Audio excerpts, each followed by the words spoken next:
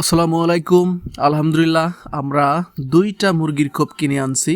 এখানে এক পাশে আমরা মুরগি রাখবো, আর এক পাশে রাখবো হচ্ছে হাঁস। আপনারা জানেন আমার কিছু হাঁসের বাচ্চা আছে, কিন্তু এটা জানেন না যে আমার বড় আরো ৬টা হাঁস রয়েছে যেগুলো বর্তমানে ডিম দিতেছে। তো এগুলোর ভিডিও আমি এখনো পর্যন্ত শেয়ার করি নাই, ইনশাল্লাহ শেয়ার করব সময় হলে। তো এ পাশে আমরা কি করছি, এ পাশে আমাদের মুরগি ঘর আর হাঁসের ঘর দুইটাই সেট করে রাখলাম, যাতে আমাদের উঠাতে বা ছাড়তে কোনো ধরনের সমস্যা না হয়। তো এই জন্যই এইভাবে আমরা সাজিয়েছি, যাতে আমাদের জন্য হাঁস বের করা এবং ছাড়ার জন্য সুবিধা হয়। তো আপনারা চাইলেও এভাবে দিতে পারেন। তো আমার রয়েছে এখনো পর্যন্ত 23টা ছোট হাঁসের বাচ্চা, 24টা ছিল, একটা মারা গিয়েছে, সরি মারা যায় নাই, এটা হচ্ছে কাকে নিয়ে গেছে। কাক তো চেনেন আপনারা, কাক নিয়ে চলে গিয়েছে আমার একটা বাচ্চা। তো এই জন্য 24টা থেকে একটা কমে গিয়েছে, আর রয়েছে 23টা।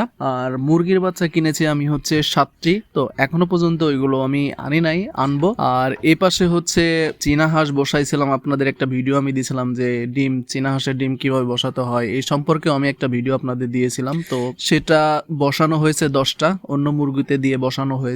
ইনশাল্লাহ সেগুলা যদি ফোটে অবশ্যই ভিডিওতে দেখাবো আপনাদের।